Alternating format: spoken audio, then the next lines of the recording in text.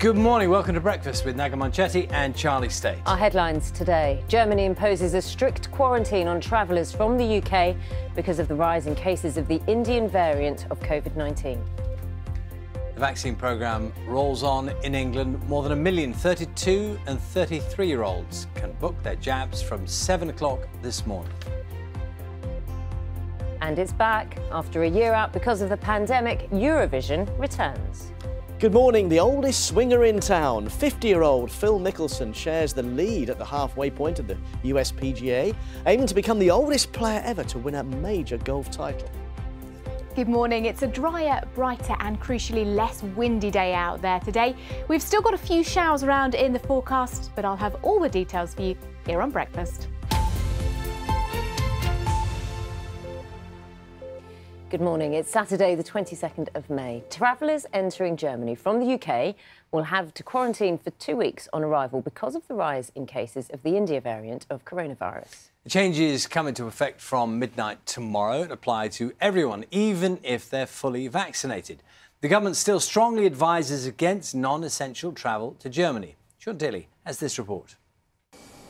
It's a decision that comes just days after the EU gave its members the green light to welcome fully vaccinated British tourists. From midnight tomorrow, Germany will close its borders to all travel from the UK, except for German residents and citizens due to concerns about rising cases of the Indian variant. Those who are allowed in will be made to quarantine for 2 weeks. Spain, on the other hand, is lifting all restrictions on UK holidaymakers. From Monday, British tourists will not need a negative COVID test to enter the country. In the UK, surge testing is underway in several areas, including Bolton, Bedford and North London, to identify cases of the Indian variant. Figures from the Office for National Statistics show a slight increase in the number of reported infections across England last week, but the data suggests the Kent rather than the Indian variant is responsible. At the moment, though, the UK government says it's on course to ease restrictions in June. We'll be letting everybody know exactly what sort of arrangements to expect for June the 21st, but what I can tell you, and I'm just to stress, I'm still seeing nothing in the data that leads me to think that we're going to have to deviate from the roadmap. It's a good news day for England's vaccination programme as more than 1 million 32 and 33-year-olds become eligible to book their jabs. Scotland is currently offering the jab to people over the age of 30. Wales has already started inviting those from 18 to 25 for their jabs. And in Northern Ireland, anyone who will be 25 or older on the 21st of July can book an appointment.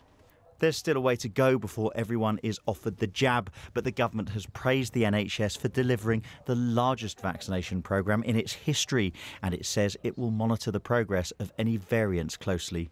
Sean Dilly, BBC News. Coronavirus restrictions have been eased in Moray in south-east Scotland. The move from level 3 to 2 means that pubs and restaurants can serve alcohol indoors till 10:30 in the evening. Glasgow is to remain under tighter controls for another week because of concerns about a continued rise in cases. A testing project which analyses sewage water for early signs of coronavirus outbreaks has been expanded to cover 2/3 of England's population. Public health officials say the sampling acts as an extra layer of reassurance on the effectiveness of lockdown restrictions. Here's our science correspondent, Victoria Gill. Early in the pandemic, scientists confirmed that wastewater could be tested for genetic fragments of SARS-CoV-2 virus. Since then, the government set out to take samples from sewage treatment plants across England. That sewage sampling, which scientists say can pick up the virus earlier than testing in a population, has now been ramped up. And researchers say that 500 locations are being monitored for coronavirus, many of them sampled at least 4 days a week. It's a sewage-based coronavirus tracking project that was developed from scratch over the last year.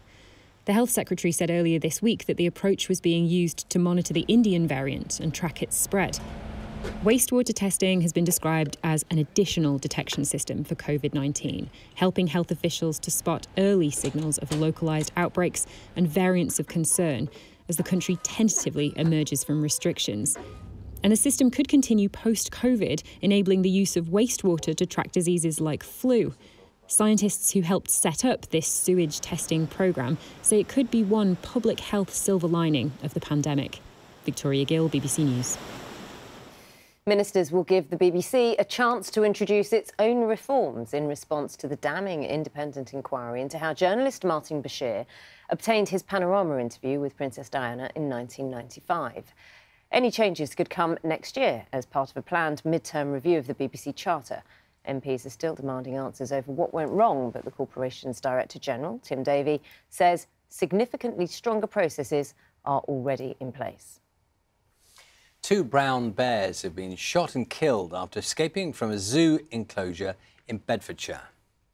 The 2 female bears had attacked a male boar after using a fallen tree to get into a neighbouring enclosure. Officials at Whipsnade Zoo in Dunstable said there was an immediate threat to human life and tranquilisers would have taken 20 minutes to take effect.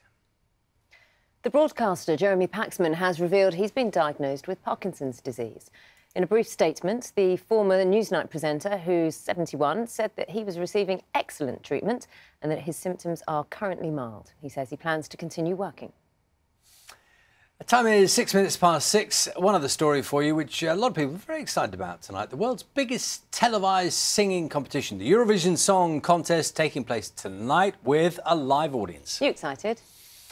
Well, it's one of those big marker events, isn't Yes. it? And the point being that it will probably look slightly more normal than some of the other events that recommenced. Yeah. Because of the live audience element. Also, I think they're going to be more excited because they had a year off, didn't they? And it's not normally low-key at the best of times.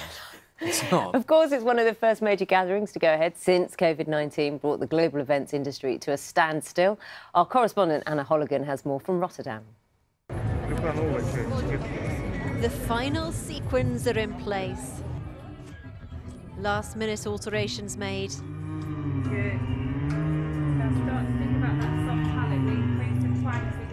Now warming up for the biggest stage of their lives.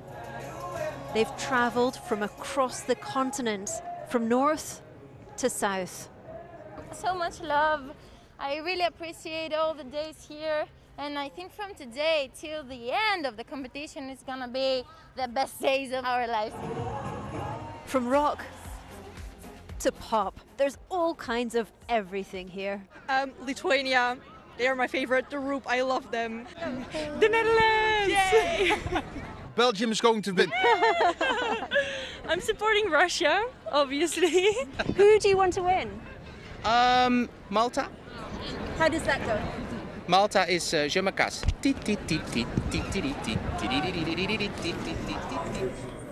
But who are the bookies' favourites? It's all about France versus Italy. France is a stunning singer named Barbara, and she's showing her skin in a bustier, and it's because she wants this to be raw. She wants to be naked to show you her true self. The song's about stepping out of the shadows and into the light.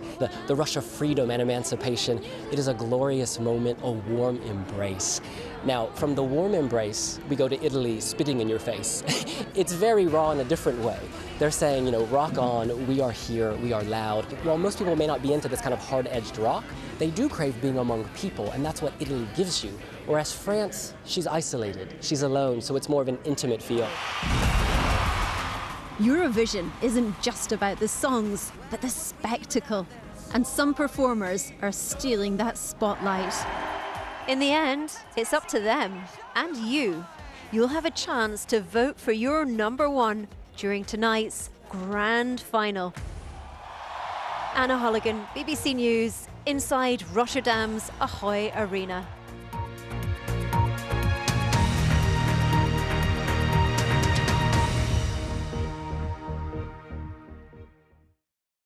See the headlines as they happen and watch BBC News live in the app and get the full story with bbc.co.uk/news. Follow the story for all the latest with BBC News.